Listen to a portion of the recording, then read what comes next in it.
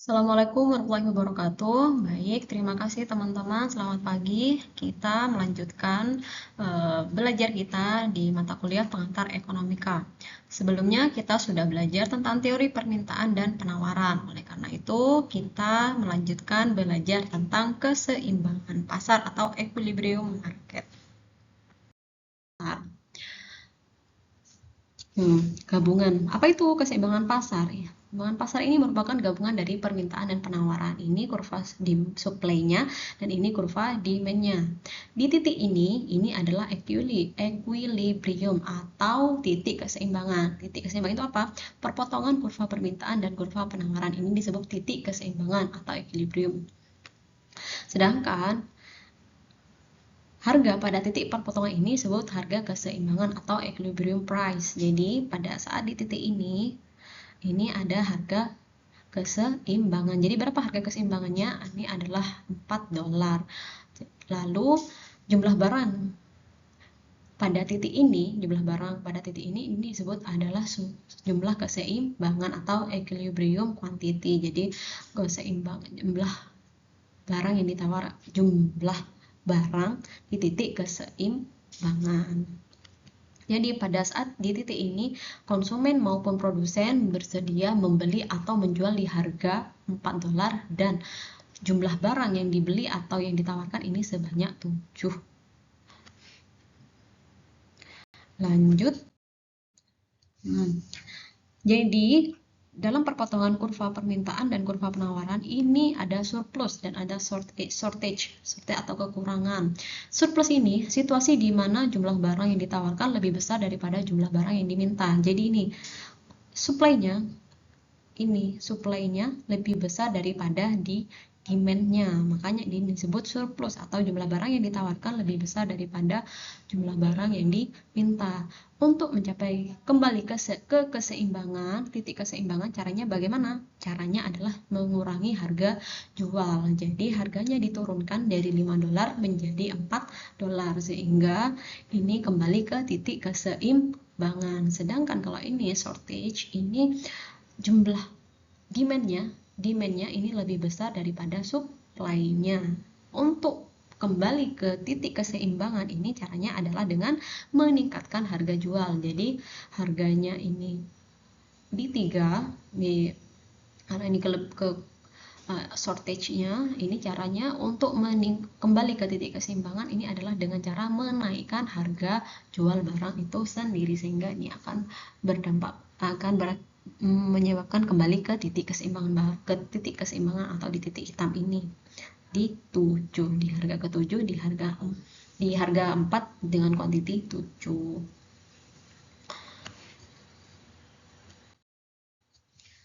Lalu bagaimana peningkatan permintaan mempengaruhi keseimbangan? Misalnya teman-teman ada kasus di musim panas udara menjadi sangat panas. Jadi di saat musim panas ini mempengaruhi selera masyarakat terhadap es krim yang menyebabkan kurva permintaan bergeser ke kanan. Mengapa bergeser?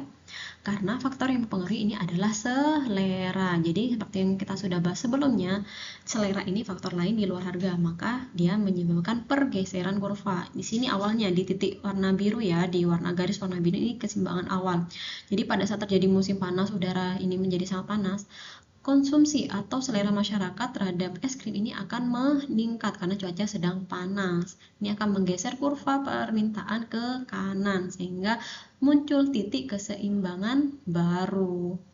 Jadi adanya kelebihan permintaan ini mendorong perusahaan untuk menaikkan harga seperti yang sudah kita bahas sebelumnya.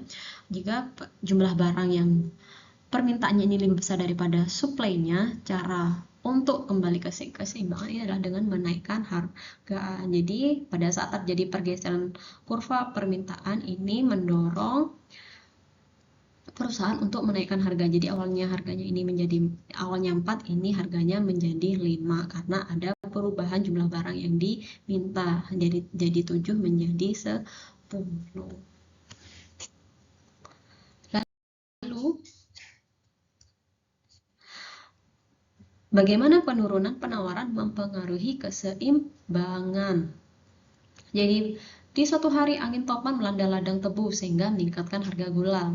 Harga gula ini termasuk harga barang input. Jadi harga gula ini merupakan yang menyebabkan adanya pergeseran kurva penawaran. Mengapa bergeser? Karena ini yang disebabkan oleh faktor lain di luar harga sehingga awalnya dari S1 menjadi S2. Jadi kurva penawarannya bergeser ke kiri karena adanya kenaikan harga gula sebagai salah satu input pembuatan es krim. Hingga pada saat terjadi kenaikan harga gula ini mendorong produsen ini menawarkan jumlah yang ditawarkan lebih berkurang sehingga kurva supply-nya bergeser ke kiri. Adanya kelebihan permintaan karena mengapa kelebihan permintaan? Karena supply-nya menurun. Caranya adalah dengan meningkatkan harga jual es krim agar tercipta keseimbangan baru. Jadi pada saat terjadi penurunan jumlah barang yang ditawarkan, ini menyebabkan harga es krim ini meningkat. Jadi dari $4 menjadi $5 sehingga jumlah barang yang ditawarkan ini menjadi 4 dari 7 menjadi 4. Dan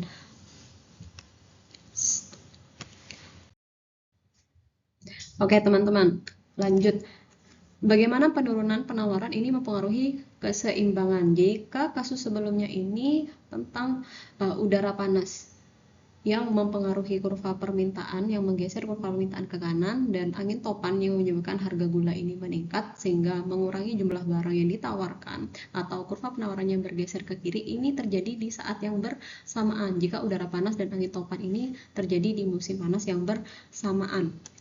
Kita bahas satu persatu. Jadi awalnya tuh di titik warna biru ya, dari kurva baik kurva demand maupun supply-nya. Ini ada di titik biru. Ini titik biru ini adalah kurva keseimbangan awal. Jadi pada saat terjadi udara panas udara panas yang menyebabkan permintaan terhadap es krim ini meningkat. Oleh karena itu kurvanya bergeser ke kanan dari D1 menjadi D2. Lalu pada saat terjadi angin topan yang menyebabkan harga gula ini meningkat, yang menyebabkan kurva penawarannya ini bergeser ke kiri karena produsen mengurangi jumlah barang yang ditawarkan untuk mengurangi kerugian. Jadi S1 bergeser ke S2. Oleh karena itu titik keseimbangannya ada di titik ini atau titik keseimbangan baru. Lalu untuk yang kedua ini sebenarnya sama, konsepnya sama. Lalu apa yang membedakan? Di gambar pertama, ini menyebabkan jumlah barang yang diminta atau kuantitinya ini meningkat. Jadi Q1 menjadi Q2. Sedangkan di gambar kedua, ini Q2 menjadi Q1 atau terjadi penurunan kuantiti barang. Mengapa hal ini bisa terjadi? Ketika permintaan naik tajam sementara penawaran turun sedikit, harga meningkatkan jumlah barang atau jumlahnya meningkat. Jadi bisa dilihat antara gambar 1 dan gambar 2. Di gambar 1 ini perubahan demand-nya ini lebih besar daripada perubahan supply-nya. Oleh karena itu kuantitinya ini bergerak ke kanan, kuantitinya meningkat dari Q1 dan ke Q2. Sedangkan di kasus yang kedua ini supply-nya, pergeseran kurva supply-nya dari S1 ke S2 ini lebih besar daripada pergeseran D1 ke D2. Oleh karena itu yang menyebabkan Q1 bergeser ke kiri atau jumlah kuantitinya ini menurun. Oke teman-teman, ini ada contoh kasus. Yang pertama, kecewa harga anjlok, petani Cianjur buang 20 ton tomat hasil panen. Sedangkan yang kedua ini jelang Ramadan sejumlah harga sembako alami kenaikan. Dari dua kasus ini kasus yang pertama ini terjadi penurunan harga, sedangkan kasus yang pertama ini terjadi kenaikan harga. Kita analisis satu persatu. Untuk kasus yang pertama ini pada saat terjadi panen raya menyebabkan jumlah barang yang ditawarkan ini lebih banyak daripada jumlah barang yang diminta atau supply-nya lebih besar daripada demand. Oleh sebab itu, seperti yang sudah dijelaskan sebelumnya, pada saat terjadi surplus atau supply-nya lebih banyak daripada demand-nya, ini mendorong harga turun. untuk mencapai titik keseimbangan. Sedangkan untuk kasus yang kedua, ini yang terjadi adalah demand-nya lebih banyak daripada supply-nya. Oleh karena itu, untuk mencapai kembali ke keseimbangan, titik keseimbangan ini menyebabkan atau mendorong harga ini naik, harga ini meningkat untuk mencapai titik keseimbangan. Oleh karena itu, pada saat supply-nya, contoh kasus yang pertama, supply lebih besar daripada demand, ini menyebabkan harga cenderung harga menjadi turun. Sedangkan untuk kasus yang kedua, jika demand-nya lebih besar daripada supply-nya, ini mendorong harga naik atau adanya kenaikan harga. Bagaimana kurvanya? Silahkan teman-teman gambar kurvanya seperti yang sudah dijelaskan sebelumnya, bagaimana pergeserannya, bagaimana titik keseimbangan awal dan titik keseimbangan baru. Oke, baik. Sekian materi untuk hari ini. Semoga apa yang kita pelajari pada hari ini bisa dipahami dengan baik dan bisa memberikan manfaat bagi kita semua maupun orang lain nantinya. Mohon maaf apabila ada kesalahan dalam menyampaikan. Saya akhiri. Wassalamualaikum warahmatullahi wabarakatuh.